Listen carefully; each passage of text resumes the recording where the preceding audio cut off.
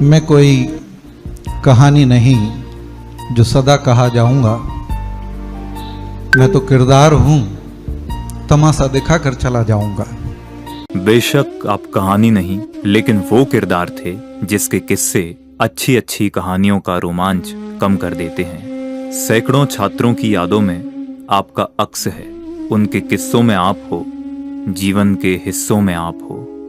धर्मेंद्र, ये जो नाम आपके माता पिता ने रखा था, तो यकीनन दिल के किसी कोने में भाव तो यही रहा होगा कि उनका पुत्र धर्म ध्वजा का नेतृत्व करे।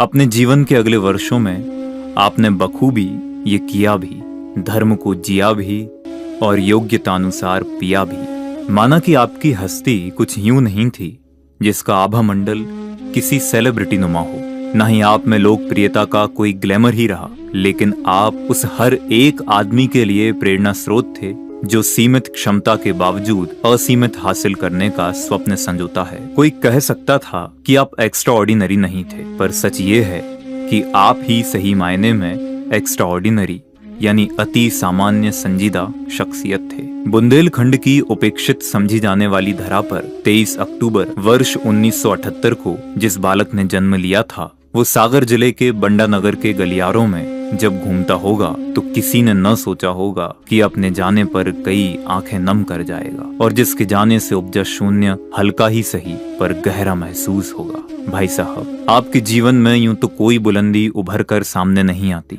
लेकिन आप वो शख्स थे जो कई बुलंदी हासिल किए लोगों के पहले पायदान थे।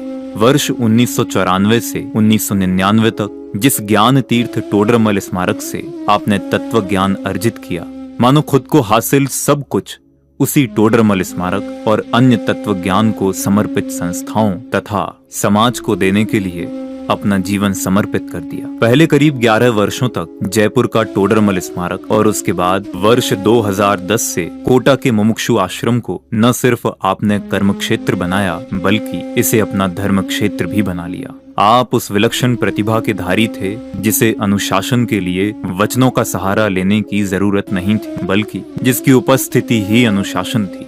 किसी विद्या अध्ययन के संस्थान के संचालन में अनुशासन की महत्ता क्या है, ये किसी को बताने की जरूरत नहीं। सहज मुस्कान बिखेरता आपका चेहरा, मानस पटल की गंभीरता और जीवन में एक संजीदा सख्ती आपके व्यक्तित्व को ऐसा कॉकटेल प्रदान करती थी जिसमें हर आमोखास के दिल में अपनी जगह बनाने का मादा था।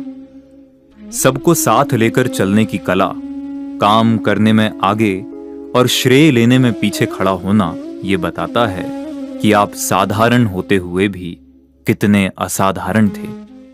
चेहरे दिखते हैं, कभी कभी चमड़ियां भी दिखती हैं, लेकिन अंदर की नसें नहीं दिखती आपको।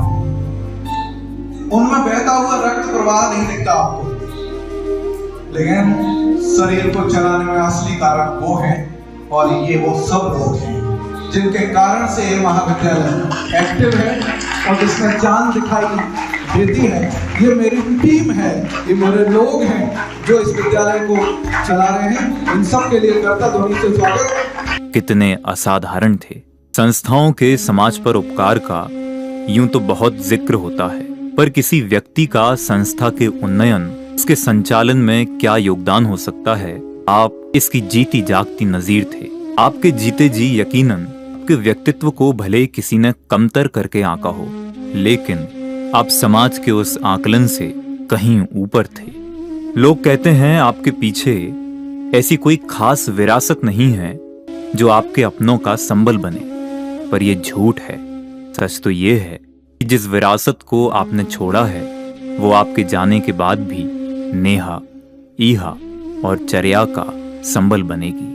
वीर संवत 2549 का बसंत और फाग भले जमाने के लिए उल्लास का महीना रहा हो, लेकिन मुमुक्षु जगत के लिए मानो ये ग्रहण बनकर सामने आया। अभी हम हमारे दैदीप्यमान सूर्य संजीव के बिछोह से उभरे ही नहीं थे कि इस मास की एक अंधियारी रात में उनसे हमारा धर्मेंद्र भी छीन लिया गया।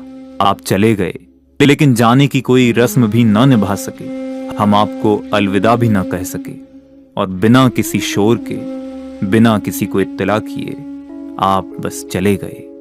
अलविदा कहते हुए जब उनसे कोई निशानी मांगी, वो मुस्कुराते हुए मानो ये कह गए, जुदाई काफी नहीं है क्या। जिस जिनवाणी को पढ़कर आकर आपने अपने जीवन का निर्माण किया, भरोसा है उस माँ जिनवाणी ने आपके अंतिम समय को भी दिशा दी होगी। आपके पास कुछ करने के अनेक विकल्प होने के बावजूद अब आप उस जमी पर थमना चाहते थे जो पूज्य गुरुदेव श्री कांजी स्वामी की पुण्य भूमि रही है।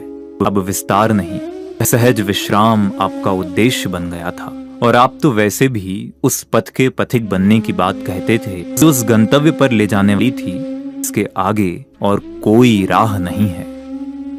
इस पथ का उद्देश्य नहीं है शांत भवन में टिक रहना, किंतु पहुंचना उस मंजिल तक जिसके आगे राह नहीं, जिसके आगे राह नहीं।